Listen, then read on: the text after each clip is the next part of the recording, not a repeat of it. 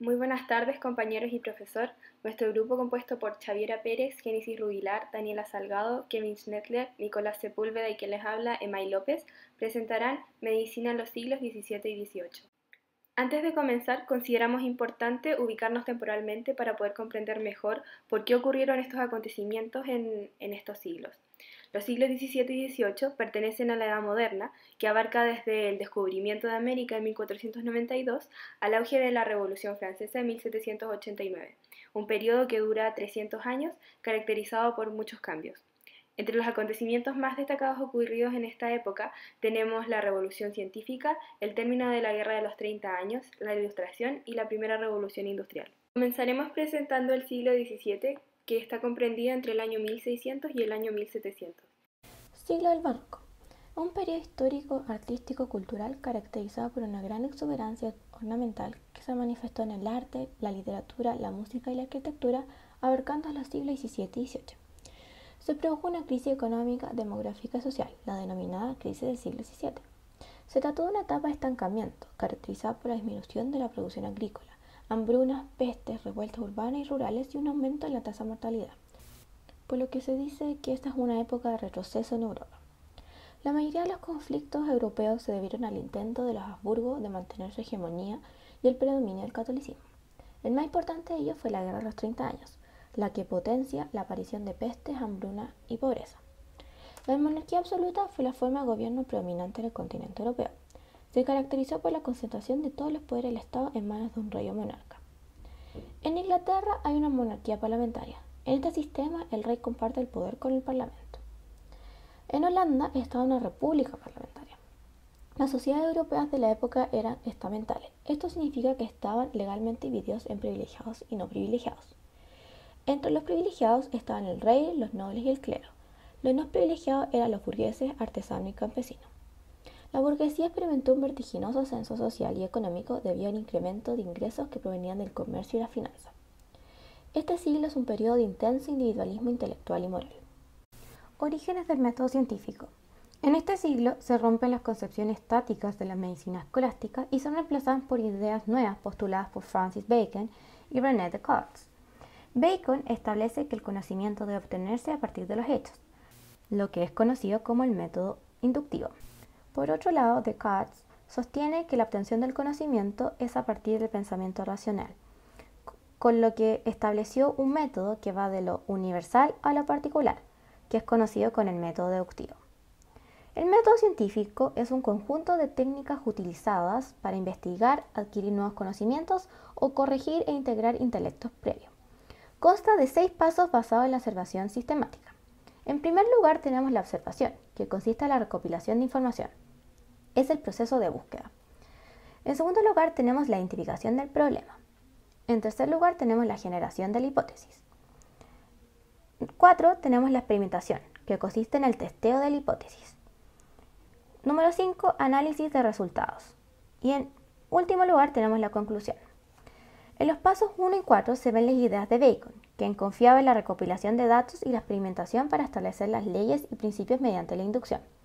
Y en los pasos 3 y 5 se ven las de Descartes, quien se pregunta si era posible lograr el saber por medio único de la razón. El nacimiento del método científico no surge a partir de la ciencia, sino que surge de consideraciones interrogantes de naturaleza filosófica. John Locke fue un médico y filósofo inglés, el cual es considerado como padre del liberalismo clásico y una figura influyente del empirismo. Él sostenía que el conocimiento humano parte por la experiencia, refutando así lo que se conocía como las ideas innatas del ser humano, sostenidas por Platón. Sin embargo, es importante establecer que John Locke no niega que el ser humano tiene capacidades innatas, como por ejemplo la visión periférica, el lenguaje, los reflejos, etc. Todas las ideas del entendimiento provienen del conocimiento sensible de las sensaciones, las cuales denomina ideas simples. Proceden las ideas complejas por asociación y combinación. Su obra, llamada Ensayo sobre el entendimiento humano, son 4 libros, los cuales tienen como objetivo investigar el origen, la certeza y el alcance del conocimiento humano. La revolución científica inicia a finales de la era renacentista y continúa durante el siglo XVII y a su vez se prolonga hasta el inicio del siglo XVIII. En esta revolución se recupera el conocimiento legado por las antiguas civilizaciones, el cual se actualiza, mejora y se sintetiza el nuevo conocimiento a partir del antiguo. La búsqueda del conocimiento a través de la razón humana, característica de la edad moderna, alcanzó todas las áreas del saber. Como consecuencia, hubo un fuerte desarrollo de la astronomía, la biología y la física. Nicolás Copérnico se dice que con él parte la revolución. Postula su teoría heliocentrista, en la cual señala al Sol como centro del universo, con lo que se despoja la Tierra de su posición central en el universo, lo que contribuye al despojo de la educación escolástica. Galileo Galilei sostiene la teoría heliocentrista. También apoya a la ciencia moderna al establecer la observación y la experiencia como herramientas básicas del conocimiento y la formulación matemática como método explicativo de la naturaleza. También postula la teoría de gravitación, leyes sobre la relatividad del movimiento y la uniformidad del movimiento pendular. Isaac Newton promulga 3 leyes relacionadas con la fuerza-movimiento. Introduce el concepto de tiempo relativo, con lo que se perfeccionan los principios postulados por Descartes. Esta revolución se basó en el método experimental y las matemáticas y tiene como ejes el movimiento y la mecánica. La mirada médica comenzó a ver movimiento donde antes percibía únicamente una estructura corporal estática, por lo que se vio una visión dinámica de las funciones. Este cambio transforma la visión humana de la salud y la enfermedad y la interpretación médica de estos procesos. La invención del microscopio abrió una nueva ruta a la medicina. Italianos, holandeses e ingleses fueron quienes en primer término emplearon el microscopio para enriquecer la morfología biológica con detalles hasta entonces invisibles, con lo que nace la anatomía microscópica. Para entender el pensamiento de esta época hay que entender a los filósofos más importantes de ella. Entre ellos destaca Giordano Bruno, que planteó que el universo era infinito y apoyó el heliocentrismo de Copérnico y fue un aférrimo defensor de la observación, la lógica y el pensamiento crítico. Todo esto lo llevó a tener múltiples problemas con la Inquisición y fue quemado por ella en 1600. Otro que lo continuó como con esta idea de pensamiento fue Descartes. Se considera el padre del racionalismo moderno. Integró el saber mediante el uso exclusivo de la razón. Él a nivel filosófico separó el cuerpo y el alma, explicando que los científicos solo se debían dedicar a las cosas que eran medibles, mientras que las cosas del alma se tenían que dedicar a la religiosidad. Y esto generó una visión mecanicista de la enfermedad, viendo que una causa y una consecuencia eran físicas. Esto nos generó una focalización en las cosas medibles y todo esto planteado anteriormente permitió también el desarrollo del método científico. Bueno, durante el siglo XVII existieron múltiples epidemias que afectaban a distintas partes de Europa. Entre estas se encuentran la peste de Milán, la de Sevilla y la de Viena. Eso sí, hay una que fue bastante importante, que fue la Gran Plaga de Londres. Fue el mayor brote de peste bubónica del Reino Unido, y para evitar esta propagación se quemaban las casas. Entonces esto provocó un gran incendio, o el gran incendio en 1666. Se tuvo que construir la ciudad una vez vuelta a la normalidad para recuperar todas esas casas que se quemaron durante este incendio. Dentro de las pandemias también hubo médicos que se dedicaron a combatir con ella. Uno de los que destacó fue Giovanni Maria Lanzisi, médico italiano, epidemiólogo, anatomista y patólogo. Fue un médico muy reconocido de la época, al nivel de que trató a 3 papas seguidos, fue el médico personal de 3 papas seguidos, Inocencio XI, Inocencio XII y Clemente XI. Y no solamente se dedicó a la epidemiología, sino que también se dedicó a estudiar las lesiones cardíacas cerebrales. Uno de sus principales hallazgos o de soporte fue que hizo la primera descripción de cómo la sífilis afectaba al corazón. Trabajó sobre todo con el sistema vascular, buscando inclusive el origen del aneurisma, donde él concluyó que podían ser 3 factores: uno que fuera hereditaria, la sífilis como la segunda opción y las emociones fuertes. Y también respecto a la epidemiología propiamente tal, estudió la peste bubónica y equina y fue el primero en plantear que los mosquitos eran vectores de la malaria. Otro médico que igual tiene relación con la epidemia es Bernardino Ramazzini, que se considera el padre de la medicina del trabajo. Fue doctor en medicina y filosofía, algo muy típico de la época. Y sobre todo durante su estancia en Canino y Marta, en 2 ciudades del norte de Roma, presenció las malas condiciones en que trabajaban las personas. Esto lo llevó en 1700 a escribir su primera edición de Morbis Artificium Diatriba, obra que significó propiamente tal el inicio de la medicina del trabajo. Él fue un médico que no solo se dedicó a tratar enfermedades, sino que empezó a intentar prevenir las enfermedades, y justamente dentro de la prevención de estas enfermedades estaban evitar estas epidemias que habían afectado en el siglo. Y su aporte fue tan grande que inclusive el día 4 de octubre, el día de donde nace, se celebra el Día de la Medicina en el Trabajo. Entre los anatomistas destacados de la época tenemos a Anton van Leeuwenhoek, quien fue el pionero de la microbiología, fabricando más de 200 microscopios donde pudo descubrir el protozoo, distinguir algunas bacterias, observar canales óseos y observar espermatozoides. Francis Gleason estudió el raquitismo infantil y dio la primera descripción exacta de la cápsula del hígado, revistiendo la vena porta y sus ramos sanguíneos. Además, ha empleado la suspensión en deformidades de la columna vertebral.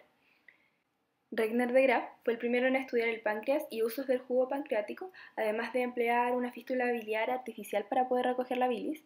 Estudió también el testículo y describió los ovarios, donde las vesículas de Graaf llevan su nombre. También tenemos a Thomas Wharton, quien hizo el estudio de anatomía de las glándulas, y esto lo podemos ver en su obra de etnografía o descripción de las glándulas, además de descubrir el conducto excretor de la glándula submaxilar y la gelatina de Wharton, que lleva su nombre. Johann Georg Windsor fue quien descubrió el conducto pancreático principal. Luego también tenemos a Nicholas Stenson, quien descubrió el conducto excretor de la glándula parótida. Valsalva descubrió la estructura y fisiología del oído y además descubrió que la lesión cerebral en la apoplejía se encuentra en el lado opuesto a la de la parálisis resultante. Johann Conrad Peyer descubrió las placas de Peyer, además de los folículos solitarios en el intestino grueso y también la fisiología de la rumiación. Por último encontramos a Wissens, quien fue el primero en realizar exámenes químicos a la sangre. Podemos encontrar otros anatomistas como Lorenzo Bellini, quien dio la estructura de los riñones, Gasparo Aceli, quien descubrió los vasos quilíferos en 1662, pensando que estos iban al hígado, y luego Jean Picard lo corrigió, descubriendo el conducto torácico del receptáculo del quilo. También tenemos a William Cooper con las monografías sobre glándulas uretrales y a Lieberkühn con las glándulas del intestino. Luego de revisar estos anatomistas podemos darnos cuenta que el siglo XVII es un siglo lleno de descubrimientos individuales. William Harvey fue un anatomista inglés, discípulo de Fabricius y Caesarius, que en una parte de su vida vivió junto a Galileo, por lo que tuvo grandes influencias de él en relación al heliocentrismo y antisocialismo. Si bien nació en Inglaterra, estudió parte de su vida en Italia, por lo que su contacto con la mentalidad renacentista barroca influyeron en su pensamiento. Descubrió la circulación mayor a través de estudios en anatomía humana y en cirugía experimental practicada en animales, con lo cual se refutan las ideas de Galeno. En sus clases expuso que la sangre pasaba de las arterias a las venas y también se dio cuenta de la existencia de las válvulas en las venas que ayudaban a la correcta dirección de la sangre. Publicó su libro llamado Ensayo anatómico sobre el movimiento del corazón y la circulación de la sangre en animales en 1628. Gracias a sus ensayos y experimentos, estableció que la sangre circulaba en un sistema cerrado y postuló la existencia de los capilares, en los que años más tarde se involucraría Malpighi. Por ello solo hubo un punto sin verificación, y era cómo pasaba la sangre de un circuito a otro. Fue pionero además en la investigación de la fisiología moderna. Marcello Malpighi fue un anatomista italiano fundador de la histología y embriología. Descubrió los capilares gracias a los inicios en la investigación de Harvey. Llega a responder lo que dejó inconcluso Harvey en relación a cómo pasaba la sangre de un circuito a otro en los pulmones a través de la sustancia esponjosa pulmonar, gracias a que fue uno de los primeros en aplicar la microscopía a la anatomía, estableciendo los capilares pulmonares. Además, fue de gran importancia en el descubrimiento del glomérulo renal, los núcleos del tejido linfoide del brazo y la red mucosa o capa de Malpighi de la piel. Demostró que las papilas de la lengua eran órganos del tacto. Estudió el sistema digestivo, renal, endocrino y fenómenos de la respiración. Describió los glóbulos rojos como gruesos y de aspecto como un rosario de coral rojo, y su obra fue llamada Pulmones. Iatrofísica y iatroquímica. El periodo barroco, del año 1600 al año 1725, fue un periodo cultural que se caracterizó por expresar una sensibilidad pesimista, desengañada, crítica y compleja. Esto se debe a que la literatura y el arte barrocos representan una época inquietante desde el punto de vista psicológico, cultural y social, además de político y económico. Esto dio paso a una crisis científica, que empezó por demoler las ideas aristotélicas para así acceder a una nueva ciencia y con ello una revolución científica. Así es como nacen dos nuevas corrientes de las ciencias médicas, como la iatrofísica y la iatroquímica. La iatrofísica o iatromecánica busca la aplicación de la física para responder a patología y a fisiología humana. Autores que destacan son Borelli, Sanctorius, Kepler, Descartes y Kircher. Por el otro lado, la iatroquímica, teniendo sus bases en la alquimia, es una ciencia que busca explicaciones químicas para proporcionar tratamientos a patologías mediante la utilización de sustancias químicas. Por ende, se le considera precursora de la farmacología y la bioquímica. En ella destacan autores como Paracelso, Van Helmont, Franciscus Silvius y Thomas Willis. A continuación hablaremos de los iatrofísicos más destacados. Giovanni Borelli, nacido en el año 1608, falleciendo en el año 1679. Fue un físico matemático que realizó notables aportaciones a la medicina. Introdujo la iatromecánica, es decir, la mecánica aplicada a la medicina. Publicó muchos libros, dentro de ellos destaca su obra principal De Motu Animalum, que se traduce en El movimiento de los animales, texto en el que habla sobre el movimiento de los animales. Hizo la descripción de los movimientos corporales basados en los principios de la mecánica y la física. En el mismo libro habló sobre la fisiología con gran capacidad de análisis crítico, profundidad de conceptos y equilibrio de juicio. La mayor aportación de Borelli a la ciencia es la aplicación de las leyes físicas y matemáticas a los procesos biológicos, y el hecho de que fue un representante y promotor del método experimental. Santorius, nacido en el año 1561 y fallecido en el año 1636. Fue un médico y profesor italiano que destaca siendo el primero en utilizar instrumentos de precisión en la práctica médica, introduciendo en la investigación médica un procedimiento experimental en sus estudios sobre el metabolismo basal. Fue un temprano exponente de la Escuela de Medicina de la Iatrofísica, que trató de explicar el funcionamiento de los cuerpos de los animales por razones puramente mecánicas. Compartió mucho tiempo con grandes exponentes de la física, en especial Galileo Galilei. Debido a esto, Santorio utilizó algunas de las invenciones de Galilei y las adaptó a la medicina, como por ejemplo el termómetro cilíndrico. Por otro lado, construyó una báscula, lo cual lo llevó a postular el primer estudio sistemático del metabolismo basal, y también ideó la teoría de la transpiración insensible. Ambos descubrimientos lo hizo basándose solo en los cambios de peso con la báscula que había inventado. A la derecha pueden ver una imagen del termómetro cilíndrico, inventado por Galilei y utilizado y aplicado a la medicina por Santorius. Por último, Johannes Kepler, nacido en el año 1571 y fallecido en el año 1630. Figura clave de la revolución científica, fue un astrónomo y matemático alemán, conocido fundamentalmente por sus leyes sobre el movimiento de los planetas en su órbita alrededor del Sol. Fue colaborador y continuador de las ideas de Tycho Brahe. En el año 1596 escribió El misterio cosmológico, en el cual introdujo su modelo platónico del sistema solar. Años más tarde, luego de colaborar con Tycho Brahe y posterior a su fallecimiento, Kepler, luego de múltiples intentos para describir el movimiento de los planetas, logró desentrañar sus famosas tres leyes publicadas en el año 1609, las famosas leyes de Kepler. En el año 1627 publicó las tablas rudolfinas, las que durante más de un siglo se usaron en todo el mundo para calcular la posición de los planetas y las estrellas. Para la última etapa de su vida, sufrió de demencia senil, llegando incluso a afirmar que las mareas eran motivadas por la atracción de la Luna sobre los mares, hecho que fue demostrado años después de su muerte. En la imagen superior derecha podemos observar el modelo platónico del sistema solar, el cual describe las órbitas de los planetas alrededor del Sol. En la imagen inferior derecha podemos apreciar una de las tres leyes de Kepler, la cual relaciona la distancia recorrida y el tiempo empleado por los planetas en su órbita alrededor del Sol. Iatroquímicos. Paracelso, nacido en el año 1493 y fallecido en el año 1541. Fue un alquimista, médico y astrólogo suizo. Se le conoce como el promotor de la iatroquímica, debido a que impulsó la transformación de la alquimia en iatroquímica, un paso precursor de la futura revolución química. Aunque no corresponde a este siglo, lo destacamos porque cumplió un rol trascendental, dando paso a importantes descubrimientos en los siglos siguientes. Thomas Willis, nacido en el año 1621 y fallecido en el año 1675. Médico británico que jugó un papel importante en la historia de la anatomía, la fisiología, la neurología y la psiquiatría. Fue pionero en sus investigaciones neuroanatómicas. En el año 1662 fue uno de los fundadores de la Royal Society, Sociedad de Londres para el Avance de la Ciencia Natural. Van Helmont, nacido en el año 1580 y fallecido en el año 1644, fue un químico, físico, médico y fisiólogo belga. Van Helmont es recordado hoy en gran parte por sus ideas sobre la generación espontánea y por su introducción de la palabra gas en el vocabulario de la ciencia, siendo reconocidos sus estudios sobre el crecimiento de las plantas, en los cuales descubrió el dióxido de carbono y el óxido de nitrógeno. Fue el primero en aplicar los principios químicos en sus investigaciones sobre la respiración, la digestión y la nutrición para el estudio de problemas fisiológicos. Por esto se le conoce como el padre de la química neumática. Franciscus Silvius, nacido en el año 1614 y fallecido en el año 1672. Fue un médico, anatomista y científico alemán. Fundó la Escuela Iatroquímica de Medicina, de acuerdo con su creencia de que todos los procesos vitales y las enfermedades se basaban en las reacciones químicas.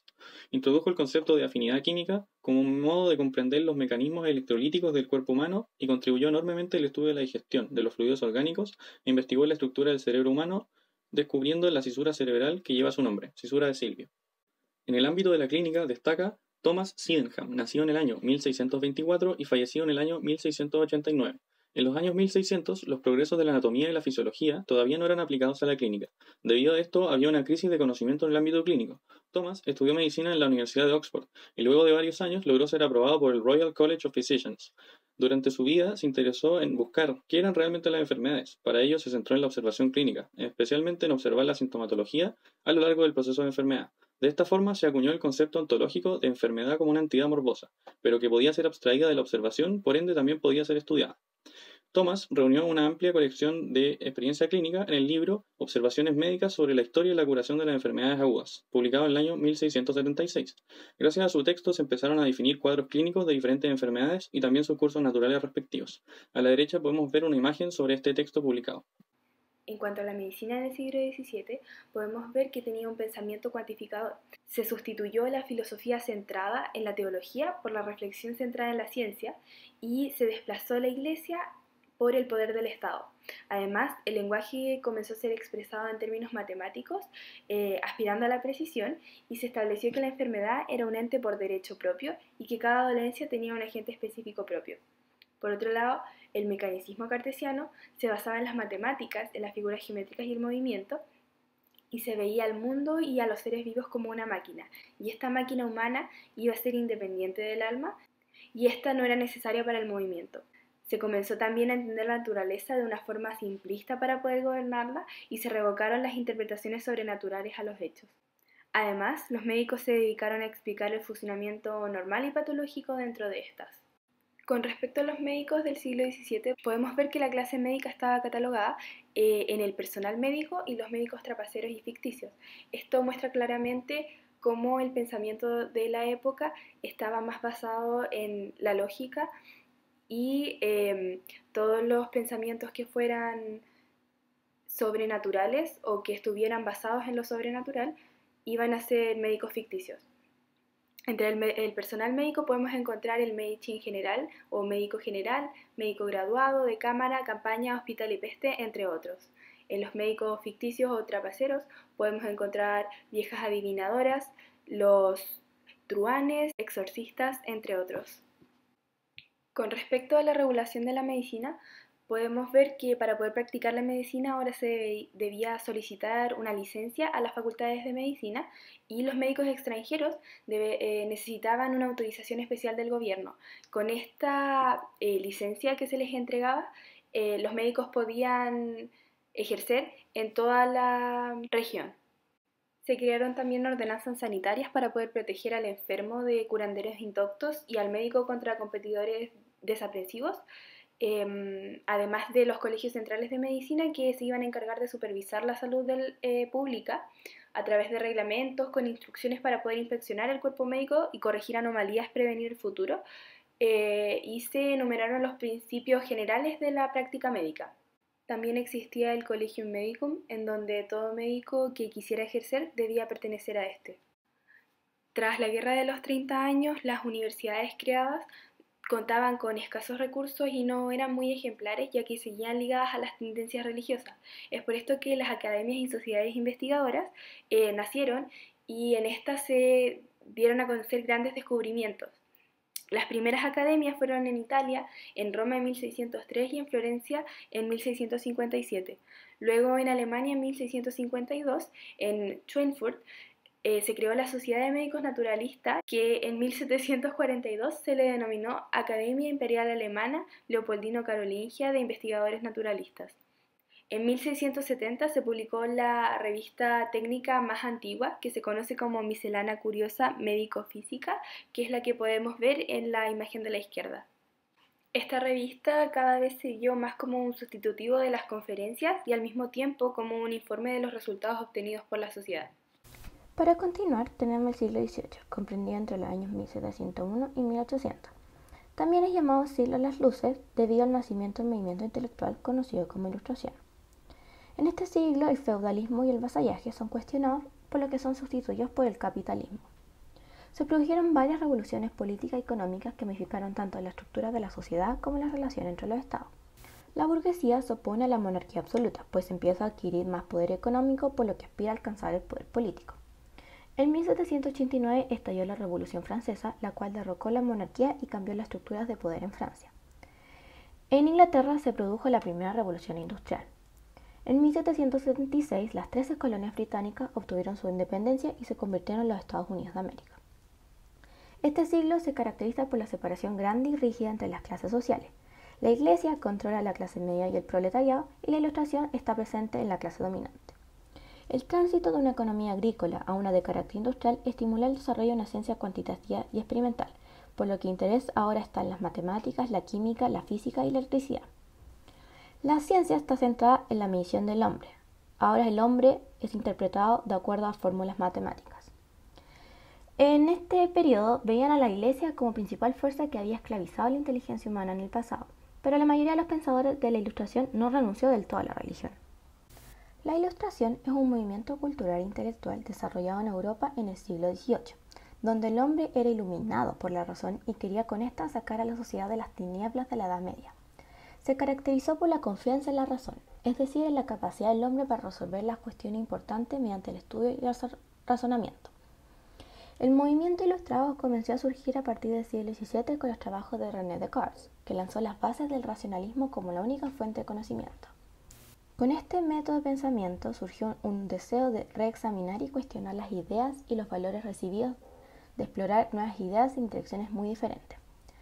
Tiene como características principales la razón humana como único motor de los cambios, una cultura escrita, la felicidad como un bien al que todo hombre tiene derecho, una visión crítica de la sociedad, en la cual se rechaza lo abstracto y de lo revelado, es decir, de las verdades de la Iglesia Católica. También hay un rechazo de la tradición que se daba en Europa con el absolutismo político. A partir del pensamiento ilustrado, en 1751 se comenzó a escribir la enciclopedia. Doctrinas filosóficas. En primer lugar, tenemos la irritabilidad, propuesta por Albert von Haller. Propone la teoría miogénica de la contracción cardíaca. También establece que la irritabilidad es una propiedad de la fibra muscular y la sensibilidad del sistema nervioso por los que están enlazados. Por otro lado, tenemos el espasmo y atonía, que consiste en que los músculos contienen un fluido que les provoca un estado tónico. Fue postulada por Friedrich Hoffmann, el cual comparó el cuerpo humano con una máquina hidráulica que alimentaba el éter con una especie de fluido nervioso. El fluido regulaba la tonicidad de los tejidos. Si es un excesivo, se produce espasmo, enfermedad aguda, o si era deficiente, atonía, enfermedad crónica. Basado en esto, enunció que se debe emplear sedantes contra el espasmo y estimulantes contra la atonía. William Cullen se refería a un fluido sutil y movible, que si el movimiento de este es el adecuado, la persona mantiene su estado de salud. Pero si ese movimiento es excesivo, se produce el espasmo, y si es demasiado tenue, la atonía. Otras doctrinas fisiológicas que podemos encontrar son la excitabilidad, el contraestimulismo y la contractilidad. La excitabilidad, propuesta por John Brown, propone que la vida se mantiene por la excitación, la cual es dependiente de estímulos, y dependiendo de la excitación se engendran enfermedades esténicas, logísticas producidas por potenciales excitantes, o por otro lado, asténicas antiflogísticas. Por otro lado, el contraestimulismo fue una doctrina propuesta por Giovanni Rasori que establece que la salud es consecuencia de la relación de dos fuerzas opuestas y en equilibrio, el estímulo y el contraestímulo. Si existe una de ellas en exceso, se desarrolla la enfermedad, en las que por lo tanto existen dos tipos de farmacodinámicos, los estimulantes, que buscan combatir el exceso del contraestímulo, y los contraestimulantes, que buscan destruir el exceso de estímulo. Entre los primeros, los estimulantes, se incluyen los alimentos, el opio, los líquidos alcohólicos, etc. Entre los segundos, los contraestimulantes, tenemos aquellos indirectos, como la abstinencia, la sangría, la acción del frío, entre otros, y los directos, como las preparaciones antimoniales, mercuriales, etc. La contractilidad, propuesta por François Broussais, consideró el síntoma como el grito del órgano que padece. La contracción se debe a la irritabilidad, además que la excitabilidad es inherente a los seres vivos. Si la excitación es muy fuerte, provoca inflamación, que es el fenómeno dominante de toda patología, la cual se debe tratar con medicación que la relajará. El mesmerismo, o también conocido como magnetismo animal, es una doctrina fisiológica en la que Franz Mesmer establecía la existencia de un fluido magnético que llevaba el universo y se intercomunican entre la Tierra, los cuerpos celestes y los hombres. Las enfermedades para Mesmer se originan en las alteraciones de la distribución de este fluido magnético en el cuerpo, y por ello, para poder curar a los pacientes, se empleaba la imitación de una botella eléctrica de Leyden que había sido recientemente inventada. Producto de la Ilustración, Mesmer buscaba para estos fenómenos una explicación racional, acorde a los hallazgos científicos de su época. En 1779, Mesmer comunicó estas ideas, pero luego en 1784 se concluyó que no existía tal fluido y que los efectos terapéuticos se debían a la imaginación, y se retiró el carácter científico de las teorías de Mesmer. Aún así, estos estudios dieron inicio al estudio de padecimientos mentales. La homeopatía tiene como principal exponente a Samuel Hahnemann, quien funda el sistema homeopático y basándose en el principio terapéutico de similitud de Hipócrates, establece la regla de la analogía similia similius curantur, donde básicamente aquello que causa la enfermedad es lo que puede curarla. A partir de él habrá una transición en la homeopatía desde una medicina científica hacia un rígido dogmatismo. La homeopatía es una medicina que se centra en la persona, por ende los remedios serán personalizados para actuar sobre la fuerza vital de la misma. Es así como se establece como un antipolo a las medidas heroicas como sangría y dosis excesiva de medicamentos, y por ende sería el antípoda de la alopatía. Cuanto a las doctrinas espiritualistas tenemos tres. Primeramente el animismo, donde se establece el alma como principio de acción de todos los fenómenos vitales, ya sea patológicos o no. Uno de sus principales exponentes fue Gottfried Leibniz. A través de la teoría de las monadas o teoría de las sustancias nos dice que estas son fuerzas primitivas, simples e inextensas, unidades indivisibles que a través del principio de multiplicidad generarían lo que sería el alma. Además de que nos dice que hay percepciones que no son conscientes y establece que cada sustancia o monada es un microcosmos, lo que nos devuelve sumamente a las ideas platónicas. Por otro lado tenemos a Wolff, quien establece el concepto de epigénesis y en teoría generationis nos dice que el embrión se forma a partir de un fluido homogéneo que adquiere su forma gracias a una fuerza esencial. Por otro lado tenemos a Stahl, quien será tratado más adelante. El vitalismo establece que todo se reduce a un principio de vida que únicamente puede ser definido por tautologías. Es aquí donde aparecen las 4 B: Bourdieu, Barthes, Peugeot y Pizzat. Bourdieu establece a través del órgano vitalismo que estos estarían confederados, pero a su vez regulados por el trípode de la vida, que sería el estómago, el cerebro y el corazón. Menciona que las funciones vitales no pueden ser explicadas solo por la física o la química, sino que hay una fuerza especial llamada sensibilidad que sería propia de cada órgano. Establece la enfermedad como una alteración de las funciones dependiente de algún vicio orgánico o de la acción aumentada o disminuida de alguna parte. Por su parte, Barthes establece el de principio vitali homini, donde menciona que existe una fuerza especial, distinta de las propiedades generales de la materia, que podría incluso combatirlas. Luego tenemos el eclecticismo, cuyo principal expositor fue Boerhaave. Este se basa en la aceptación de todo tipo de conocimiento sin importar de dónde o de quién provenga, para luego de recopilar toda esa información establecer cuál es la teoría que se considera más correcta. Finalmente cabe destacar que las doctrinas espiritualistas tienen una clara influencia del mundo griego. Esto viene dado ya que cada ser es hijo de su tiempo y estas surgen en un contexto de expansión del nacionalismo griego gracias al dominio del Imperio Otomano sobre esta nación. George Ernest Stahl nace en 1660 y muere en 1734. Establece que el cuerpo sería la sede de un alma pensante, que el apetito y la digestión serían defectos de la misma, y la fiebre sería una forma que tiene para poder restablecer el equilibrio. Menciona que la voluntad de movimiento sería una característica propia de los seres vivientes, además de que destaca un carácter racional y teológico en el cuerpo humano, distinguiendo así entre logismos y logos, siendo la primera una razón consciente y reflexiva, mientras que la segunda una razón inconsciente y simple. En cuanto a las enfermedades, las establece como un disturbio de las funciones vitales causadas por las actividades mal dirigidas del alma. Es así como habría 3 formas de enfermar: derivadas de un error del ánima, subsecuentes a un error del ánima, y aquellas que siguen a una alteración primaria de la materia corpórea. En esta misma área tendríamos que la alteración del tono y la pletora constituirían el resto de la patología. En cuanto a su forma más clínica, él estudia las enfermedades del sistema porta, estudia la fiebre tifoidea, además de que dudaba mucho de medicamentos como el opio y la quinina, y era un apasionado por los secretos de los remedios. Establece también una falsa teoría de la combustión o flogisto que retardaría los conocimientos en química.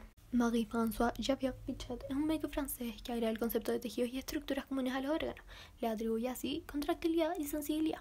Sienta las bases de la histología, además de ser un gran anatomista. Él establece que el organismo humano tiene 21 tejidos, 7 generales distribuidos en todo el cuerpo y 14 especiales que aparecen en determinadas zonas. Además, él plantea que las enfermedades locales no afectan al órgano entero, sino al tejido. Establece los fluidos como el principio de las enfermedades o el vehículo de la materia morbosa. La transmisión de las enfermedades sería a través de tejidos generales o por medio del fenómeno de simpatía. Y los síntomas dependerían de la naturaleza del tejido o del trastorno de las funciones del órgano en particular. Hermann Boerhaave fue un teólogo, filósofo, médico y profesor de medicina, química y botánica que creó un sistema de organización de conocimientos médicos. Él renunció a la sistematización y se atiene solamente a los hechos. Su frase es «lo simple es el sello de la verdad» y cimenta su pensamiento en la mentalidad racional y la exploración del terreno. Boerhaave siempre consideró necesaria la experiencia adquirida junto al hecho del enfermo para el médico y la práctica médica siempre ocupó el centro de su pensamiento. Además, acentuó el valor de la anatomía y fisiología para la medicina práctica, aunque sin olvidar jamás la física ni la química. Borja B. estudió los cambios febriles mediante el uso del termómetro y incorporó este y la lupa a la observación del enfermo. Además, entre las grandes contribuciones que se encuentran en la medicina gracias a él están los exámenes post-mortem que establecían las causas de las enfermedades. Fue el fundador de los hospitales académicos en cierto grado, ya que él organizó un sistema de 12 camas en el Hospital Cecilia de su ciudad para poder enseñar a sus alumnos. Además, sus enfermerías se puede decir que fueron las piedras fundamentales para poder tener las clínicas modernas. Otros anatomistas y fisiólogos que aportaron en este periodo son Albinus, que publica variados atlas en relación a huesos, músculos, venas, arterias, etc. Camper, que fue el fundador de la antropología y craneología. Gruisberg, que estudia el nervio vago, al igual que Meckel, el cual realiza importantes aportes en relación a la inervación facial y sobre filamentos terminales de las venas y del sistema linfático en las vísceras. Scarpa, que estudia anatómicamente el conducto inguinal.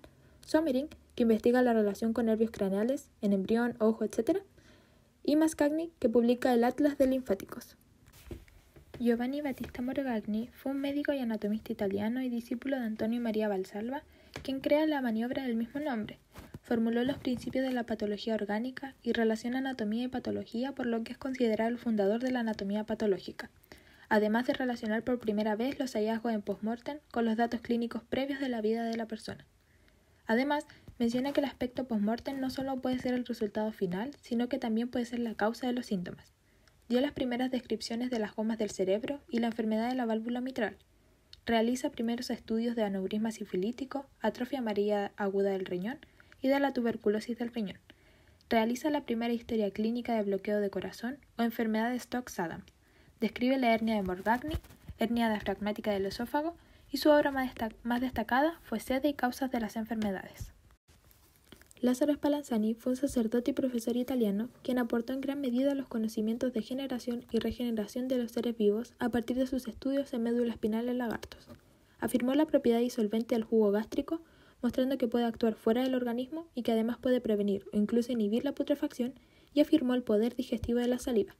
Sin embargo, le faltó reconocer el carácter ácido del jugo gástrico. Realiza importantes investigaciones en relación a cambios respiratorios en animales, refuta la idea de generación espontánea y demuestra que los huevos de las ranas se conservan por un reflejo espinal aún después de decapitada. En clínica en el siglo XVIII encontramos a Gerard van Swieten, quien fue discípulo de Borja B. y creó un plan de reformas en Austria en 1749, en donde la universidad iba a estar al poder estatal y existiría un nuevo programa de enseñanza de exámenes.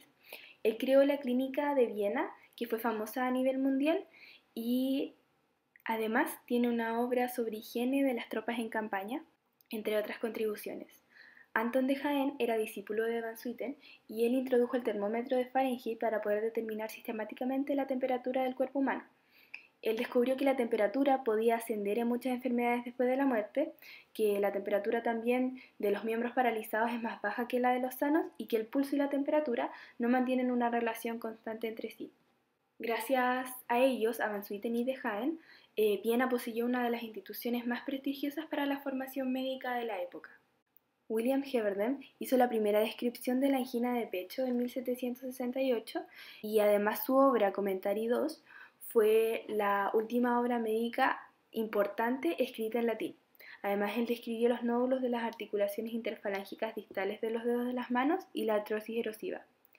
William Withering estudió las propiedades medicinales de las plantas y sobre todo se enfocó en la Digitalis purpurea, que era una planta medicinal que servía para la hidropesia. James Lind fue un médico de la Marina inglesa quien hizo los primeros experimentos para prevenir el escorbuto y estuvo a cargo del primer ensayo controlado de la historia. Leopold Auenbrugger fue discípulo de van Swieten y Borja B. y por ser católico él no pudo quedarse en la protestante de Leiden y tuvo que trasladarse a Viena, donde él puso a disposición un procedimiento de exámenes muy valiosos que fue la percusión. Él decía que el pecho de una persona sana cuando se golpea va a producir un ruido como la de un tambor.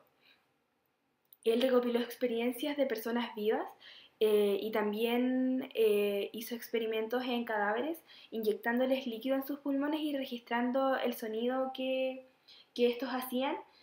Y en el Inventum Novum En 1761, él señala la técnica y los resultados de la percusión y se refiere al progreso que estos iban a suponer para el estudio de las enfermedades torácicas.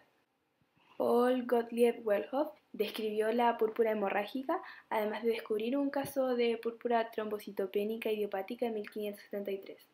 Por último, Sir John Pringle, que fue discípulo de Borja B., en su obra Observaciones sobre las enfermedades del ejército, establece los verdaderos principios de la sanidad militar. Además fue obrero de las ideas antisépticas y describió que la fiebre tifoidea y la carcelaria y hospitalaria eran lo mismo, además de formas de disentería, y dio nombre a la influenza. En cirugía encontramos a Percival Pott, quien describió el cáncer escrotal, y a partir de esto se advirtió la existencia de agentes cancerígenos en algunos ambientes laborales, como las aminas aromáticas que causaban cáncer de vejiga, el asbesto que causaba cáncer de pulmón y el cloruro de polvino que causaba angiosarcoma hepático. Por otro lado, John Hunter sentó las bases científicas de la cirugía con sus estudios sobre inflamación, cicatrización de tejidos, consolidación de fracturas y ligadura arterial. Él fue el primero en considerar que la inflamación no era una enfermedad y unió la medicina con la cirugía. En esta época se discutía si la sífilis era la misma enfermedad que la gonorrea o la hemorragia, y Hunter realizó un experimento que mantuvo una idea errada por medio siglo, ya que él se inoculó pus de un enfermo con plenorragia y le aparecieron lesiones sifílicas, pero él no se dio cuenta de que en un principio el paciente del que se inoculó el pus tenía sífilis. En el ámbito de salud pública se creó la vacunación, destacando su inventor Edward Jenner, nacido en el año 1749 y falleció en el año 1823. Fue un médico investigador inglés descubridor de la vacuna para combatir la viruela. En su infancia, al ser hijo de un pastor, siempre estuvo en contacto con animales y tenía conocimiento de que las personas que trabajaban en una lechería y habían tenido la viruela, luego no tenían problemas con esa enfermedad. A partir de esto, concibió la idea de emplear este efecto a gran escala. Comenzó a reunir información y a realizar observaciones en el año 1778, para luego, en 1796, realizar la primera vacunación usando linfa del brazo de una persona que trabajaba en la lechería. En la imagen inferior podemos observar a Jenner realizando la primera vacunación a un niño llamado James Phipps. Impacto de la vacunación. Para el año 1798, la vacuna de Jenner ya había demostrado la eficacia de inmunización, teniendo ya 23 casos con resultados optimistas. A partir de esto redactó su obra, An Inquiry into the Causes and Effects of the Variola Vaccine, una investigación sobre las causas y efectos de la vacuna para la viruela. Su obra se masificó y replicó rápidamente por Europa y América, alcanzando un reconocimiento importante por su obra y siendo considerado el padre de la inmunología. El descubrimiento de Jenner es y ha sido una de las armas fundamentales de la medicina para hacer frente a muchas enfermedades, salvando la vida de millones de personas y logrando prevenir epidemias y pandemias. Este gran aporte ha perdurado por centenares de años, hasta el punto de que hoy en día es nuestra única vía de salida de esta pandemia de COVID-19. En lo que a psiquiatría respecta, tenemos como principal exponente a Philippe Pinel, quien nace en 1745 y muere en 1826, y a quien podemos ver en la parte izquierda de la diapositiva. Su importancia radica principalmente en que es el primero en que experimenta la observación clínica de los enfermos mentales, volviendo a tratarlos así como personas, cosa que no se acostumbraba en la época, además de que reforma el régimen de los manicomios y, con base en los espíritus de la Revolución Francesa, los libera de sus cadenas, como podemos ver la ilustración de la parte derecha. Además de que establece que la igualdad y la fraternidad deberían ser prácticas también aplicables a la psiquiatría. Respecto a la formación médica, se formalizó mucho más a nivel universitario. En esto Hermann Boerhaave cumplió un rol clave, dado que ordenó los conocimientos médicos de esa época.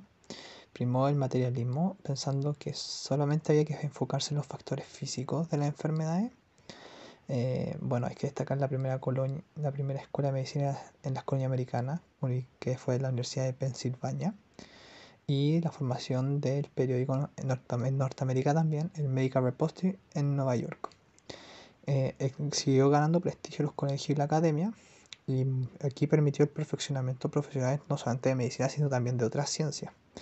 Algunos ejemplos de estas academias son el Royal College Provincial, el Academy of Surgery y los Reales Colegios en España. Respecto al rol y posición social del médico en el siglo XVII, los médicos universitarios comenzaron a ganar prestigio, los barberos y cirujanos se convirtieron en ayudantes, sobre todo en las sangrías, la población se fue dando cuenta de la necesidad de un médico. Sin embargo, para acceder a una atención médica, dado que no necesitaría tampoco, había que pagar una gran suma de dinero. Esto causó bastante controversia y detractores. Y también todo esto es debido a una racionalización y un respeto que comenzaba a tenerse sobre la ciencia. Como conclusión, podemos decir que el siglo XVII y XVIII se destacó por un cambio del pensamiento en donde primaba la razón, lo que permitió la generación del método científico basándose más en las cosas medibles. Esto generó una separación de la Iglesia, lo cual no estuvo exenta de conflictos, y debido a este alejamiento se permitió pensar con más libertad, generando distintos descubrimientos en la ciencia como no se había visto en épocas anteriores. El siglo XVII se basó en descubrimientos individuales en comparación al siglo XVIII, que se relacionó más con la comprensión de los sistemas del cuerpo. El ser humano se empezó a ver como una máquina, la cual era afectada por distintos factores que podían venir del ambiente, y era la misión del médico arreglarla en base a lo que se podía observar. En este proceso se hicieron varios descubrimientos, sobre todo relacionados con el sistema cardiovascular. También se comienza a entender que las enfermedades no solo debían tratarse, sino que además podían ser prevenidas. Finalmente podemos decir que muchos de los descubrimientos, formas de pensar y el método científico sentaron parte de las bases de lo que hoy conocemos como ciencia y medicina.